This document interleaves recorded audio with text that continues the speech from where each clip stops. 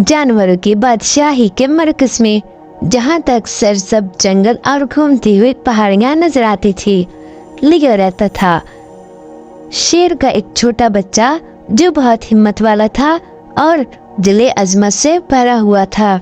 लियो का ताल्लुक कबिल फखर शेर खड़ाने से था, जो अपने उम्दा बर्ताव और हिकमत के लिए जाना जाता है। एक खूबसूरत सुबह जैसे ही सूरज ने आसमान को नारंगी और सोने के रंगों में रंग दिया, खबर जंगल की आग की तरह पूरे मुमालिक में फैल गई।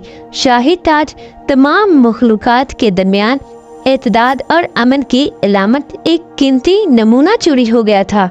बादशाही में सरगोशों ने तजवीज़ किया कि जादूगर जंगल के शरारती बंदर चोरी के पीछे थे। लियो बादशाही के लिए अपनी बहादुरी और वफादारी साबित करने के लिए बेचैन मामूलात को अपने पंजों में लेने का फैसला किया। अपने वफादार दोस्तों के साथ ज़ारा, तेज चीता और बिनी होशियार मेद, इसके साथ वो चोरी शुदा ताज को वापस ले आने के लिए और जानवरों की बादशाही में अमन बहाल करने के लिए एक जरूरतमंदाना जदोजहद पर रवाना हुआ। इनका सफर इन्हें घने जंगलों, बहती नदियों और बुलंदों वाला पहाड़ियों पर ले गया। रास्ते में इन्हें मुख्तलिफ चैलेंजों का सामना करना पड़ा।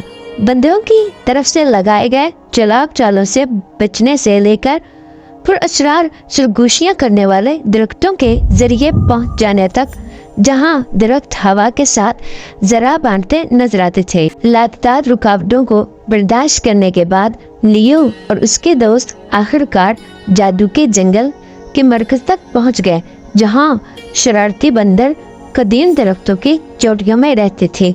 बंदरों ने, जो अपनी चंचल हरकत के लिए बदनाम थे, तीनों को पहेलियों से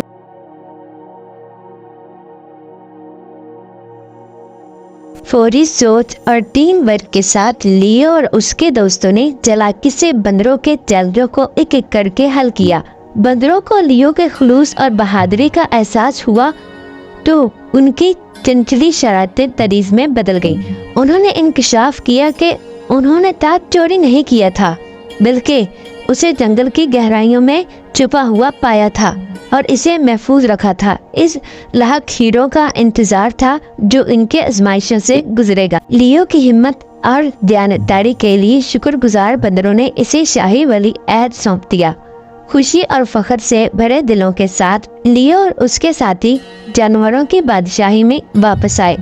तमाम मखलूकात की तरफ से खुशियों और जश्नों से इनका इस्तकबाल किया गया। जैसे ही लियो ने ताज को वहीं रखा जहां उसका ताल्लुक था, अमन और अहम आंगी जमीन पर वापस आ गई।